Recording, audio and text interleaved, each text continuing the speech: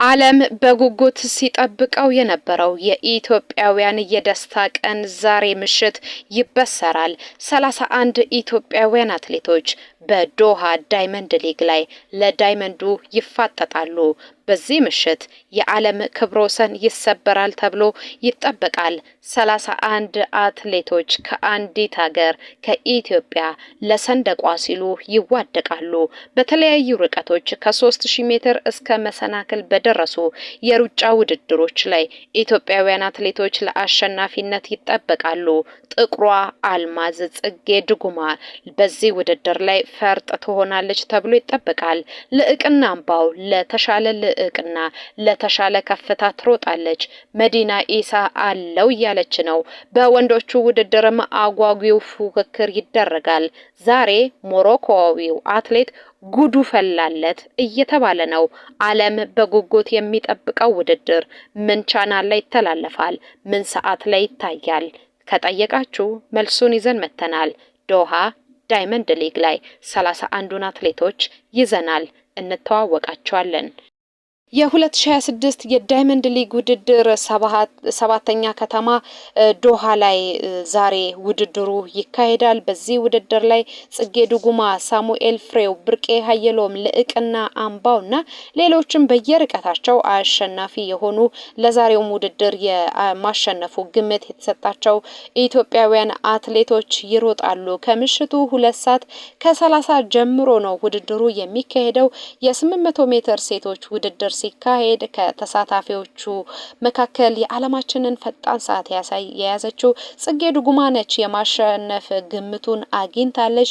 ከጽጌ ድጉማ ባሻገር ንግስት ጌታቸው፣ ምስጋና ኃይሉ፣ ሳይዳ ፀሐይና ሌሎችም ኢትዮጵያውያን አትሌቶች ይሮጣሉ።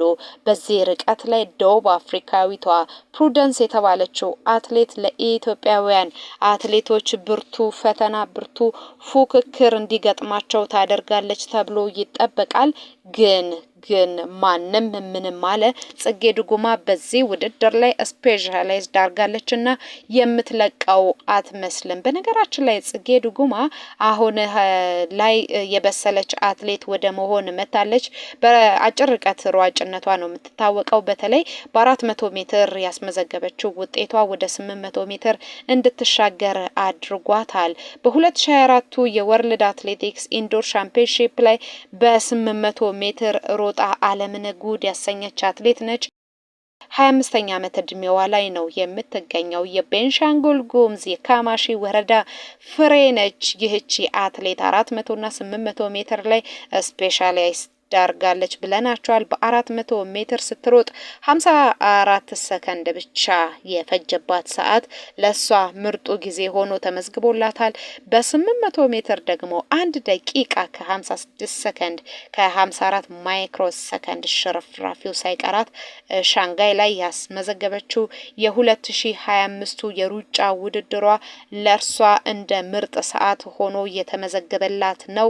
ጽጌ ድጉማ በኦሎምፒክ 2024 ፓሪስ ላይ መቼም የማንረሳውን የብር ሜዳሊያ በማግኘት ለሀገሯ ታሪክ የጻፈች አትሌት ነች።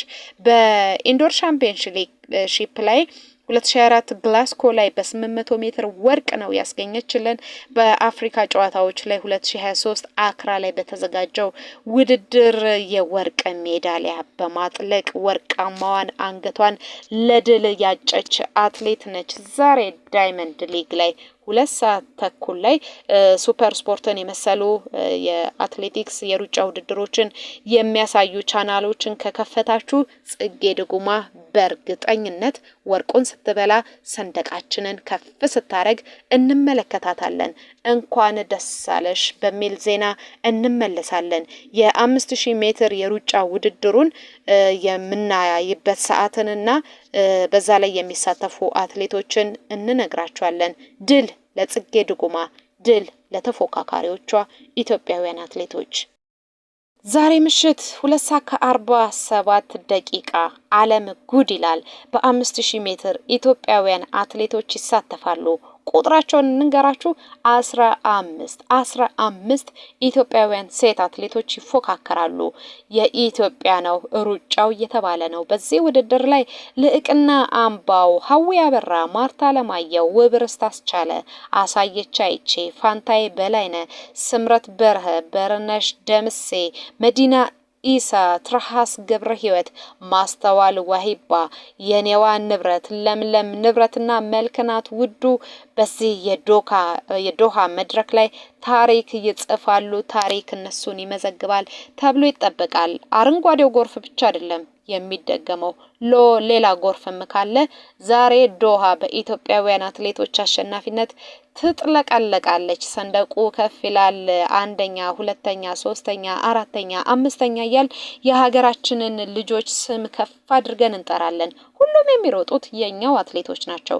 ተፎካካሪዎቻቸው ደግሞ ኬንያውያን ናቸው። እርስ በርስ ሮጦ ማሸነፍ መሸነፍ ያለ ነውና በ5000 ሜትር የማሸነፉ የቅድመ ግምት የተሰጣቸው አትሌቶች አሉ። ከነዛ መካከል ልዕቅና አምባው አንዷ ናት። 28ኛ ዓመት እድሜ ላይ ነው የምትገኘው። በሀገር አቋራጭ የሩጫ ውድድሮችና በረጅም ርቀት ሩጫ ስሟን መትከል የቻለች አትሌት ነች።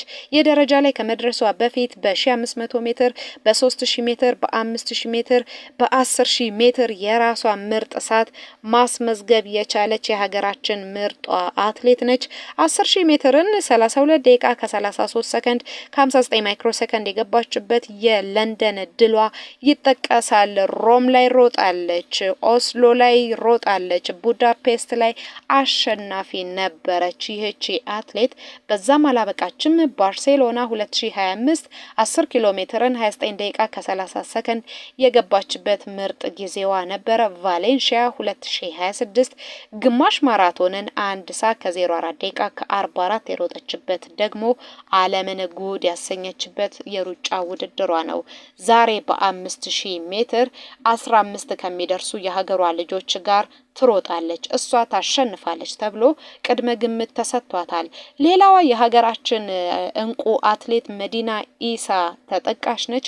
መዲና ኢሳ ደብረ ማርቆስ አካባቢ የተወለደች ወጣት አትሌት ነች። ታስታውሳላችሁ የ2023ን የአክራ የ5000 ሜትሩን የወርቅ ድሏን።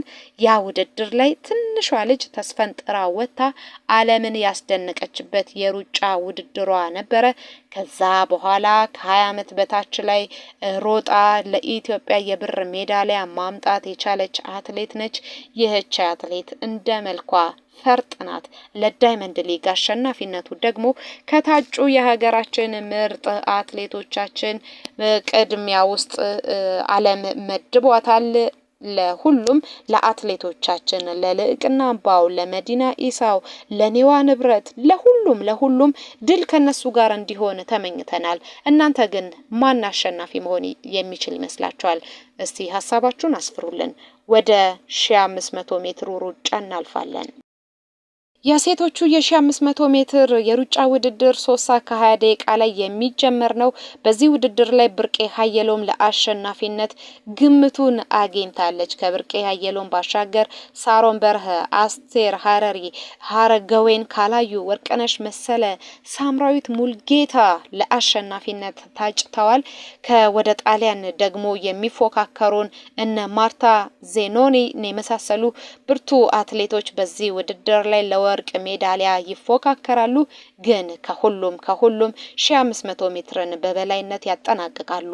ልምድ አላቸው ተብለው ከተገመቱ አትሌቶች መካከል ብርቄ ሀየሎምና ሳሮን በርሀን እናገኛቸዋለን። እነሱ የወርቅ ሜዳሊያውን በበላይነት ያነሳሉ ተብሏል። ለምን ካላችሁ በርቀቱ ላይ ያስመዘገቡት ድልና ወቅታዊ አቋማቸው ነው። ለምሳሌ የብርቄ ሀየሎምን ጉዳይ ብናነሳ ብርቄ ሀየሎም የረጅም ርቀት ሯጭ ነች። ሚክስድ ሪሌ ወይንም ድብልቅ ሪሌንም በመሮጥ የምትታወቅ አትሌት እንደነበረች እናስታውሳለን። ትግራይ ክልል ካፈራቸው አትሌቶቻችን አንዷ ናት። 20ኛ ዓመት ልደቷን በቅርቡ ነው ያከበረችው።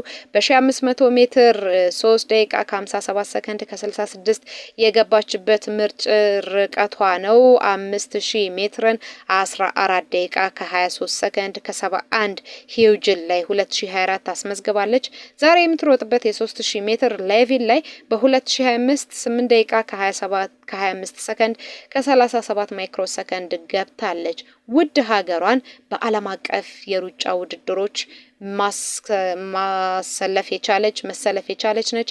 ካሊ 2022 የተደረገው ውድድር ካስታወሳችሁ 1500 ሜትር ላይ የወርቅ ሜዳሊያ ማምጣት ችላለች። በድብልቅ ሪሌ ደግሞ 2023 ላይ የብር ሜዳሊያ ለሀገራችን ያመጣች አትሌት ነች። ብርቄ ኃይሎም ጀግና ናት። በዛሬ ውድድር ላይ ለአሸናፊነት ታጭታለች። የቅናሽ ጀግናዋ የሀገራችን ልጅ እንላለን። ሌላኛዋ በዛሬ ውድድር ላይ ብርቱ ተፎካካሪ ትሆናለች ተብሎ ከሚጠበቁ አትሌቶች ተርታ ስሟ የሰፈረው ሳሮን በረሀ ታረቀ ነች። ሳሮን በረሀ በመካከለኛ ርቀት ሯጭነቷ ትታወቃለች። ገና ትንሽ ልጅ ነች። የ18 ዓመት ወጣት ነች። በ1500 ሜትር የሩጫ ህይወትን ጀምራለች። ከዛ በፊት ግን የተመዘገቡ እድሎችም ነበሯት። በ800 ሜትር ሁለተኛ የወጣችበት ከ18 ዓመት በታች የኢትዮጵያ ብሔራዊ ቡድንን የወከለችበት ጊዜ የቅርብ ጊዜ ትውስታችን ነው። በዛ ውድድር ላይ 8ኛ ሆና ውድድሯን አጠናቀቀች። በስምንተኝነት የምትቀር ብቻ አይደለችም። በአፍሪካ ሻምፒዮንሺፕ ላይ በወርልድ ጁኒየር ሻምፒዮንሺፕ ላይ 2024 በ1500 ሜትር ወክላን 2 የወርቅ ሜዳሊያ ማምጣት የቻለች ለኛ ደግሞ የምንጊዜም ወርቅ የሆነች ከወርቅም ወርቅ የሆነች አትሌታችን ነች። ዛሬ በዚህ በምሽት ላይ በሚደረገው የ1500 ሜትር የሩጫ ውድድር ላይ ኢትዮጵያን ለድል ያበቁልናል ብለን ከምንጠብቃቸው አትሌቶቻችን ተርታ ተሰልፋለች። ይቅናችሁ ጀግኖቻችን ብለናል። ወደ ወንዶቹ ውድድር እናልፋለን። ምሽት 3:45 ጀምሮ የሚካሄድ ውድድር ነው። የወንዶቹ የ3000 መሰናክል ውድድር አትሌት ኃይለማርያም አማረ፣ ሳሙኤል ዱጉና፣ ሳሙኤል ፍሬው፣ ኢሳ ግርማ፣ ዘካሪያስ ግርማና አብርሃም ስሜ ለአሸናፊነት ይሮጣሉ። በዚህ ርቀት ላይ የኦሎምፒክ የዓለም ሻምፒዮና አሸናፊው ሞሮካዊው ሶፊያን አልባካሊ ተሳታፊ ይሆናል። ለአሸናፊነትም እሱ ተገምቷል። እነ ኃይለማርያም ደግሞ በርቀቱ ላይ ምርጥ ሰዓትን በመያዝ እየተፎካከሩ ይገኛሉ። ይሄ የሩጫ ውድድር ዓለማችን ከምታስተናግደው እጅግ ከባዱ ውድድር ተርታ ተሰልፈዋል። እኛ ለሀገራችን ልጆች አድልተናል። ድል እንዲገጥማቸው እንመኛለን። ሰላም ለሀገራችን፣ ከፍታ ለኢትዮጵያችን፣ ኩራት አኩርተው ለሚያኮሩን ጀግኖች አትሌቶቻችን አሸንፉልን።